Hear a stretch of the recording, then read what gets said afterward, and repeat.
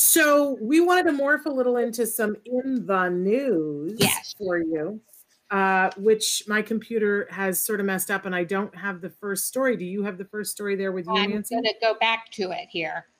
Okay. It's a disturbing story, Shannon, from the Washington Post.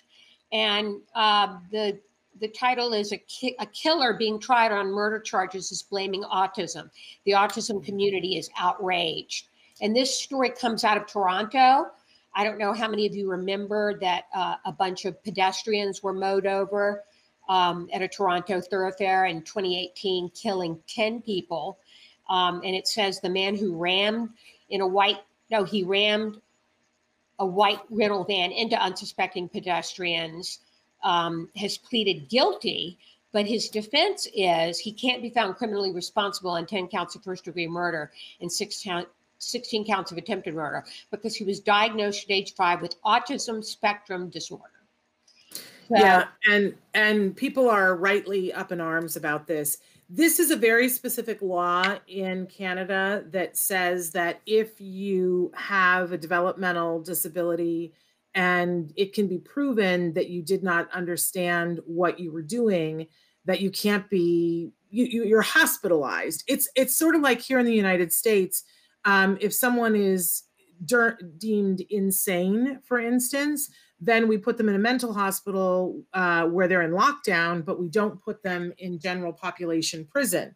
The thing that's really, I think, very poignant and terrifying here is that on several different times when he was interviewed, he demonstrated that he did know what he was doing and why that he was doing.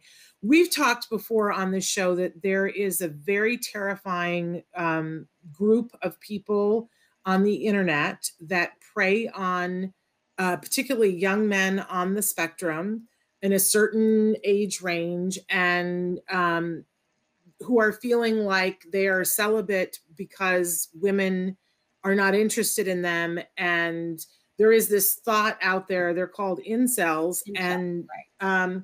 That they're telling them that it's all the women's fault, that women should be subservient to them, that women should offer their bodies to them. I mean, it's really heinous.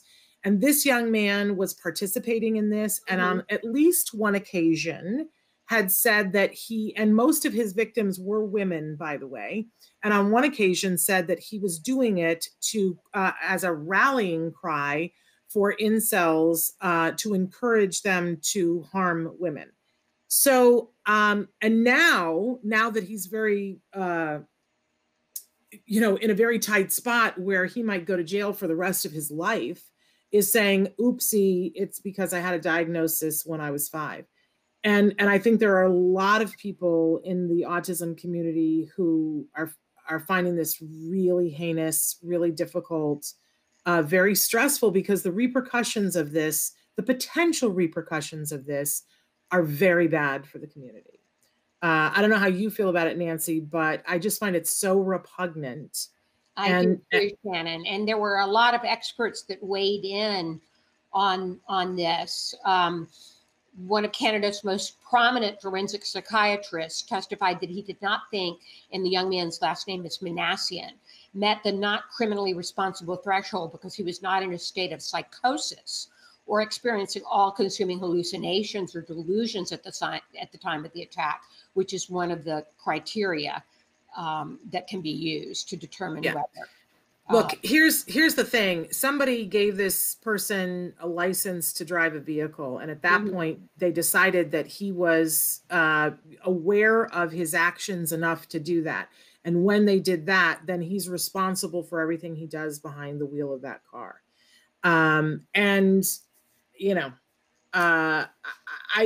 It's a little poignant for me because we just went through a case, and we just covered a couple of weeks ago, the young man in North Carolina that the governor is going to commute part of his sentence because he was driving a car and mowed down 2 people. And then when asked afterwards, did he mean to do it, said yes. And then later, it's a different argument because he answered he meant to do it, yes, because he didn't understand how to communicate what he did mean to do. To me, that's an entirely different circumstance than somebody who very deliberately, and said beforehand and has said since that he meant to drive it into a group of people and is now going, but you can't blame me for that because I have an autism spectrum diagnosis. That's just a very different thing for me. Yeah.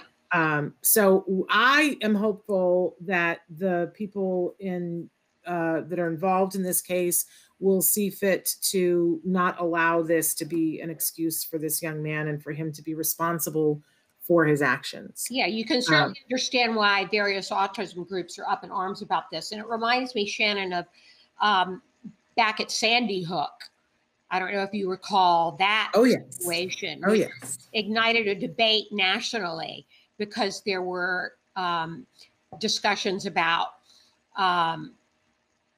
whether he was on the autism spectrum and whether that was responsible for his committing a mass murder. So once again, it's a perception issue that we certainly don't want it out there that those on the autism spectrum are more prone to this kind of violence. Yeah.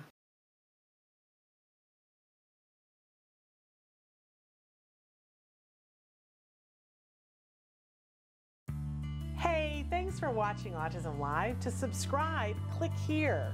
And if you'd like to check out some more of our videos, click here.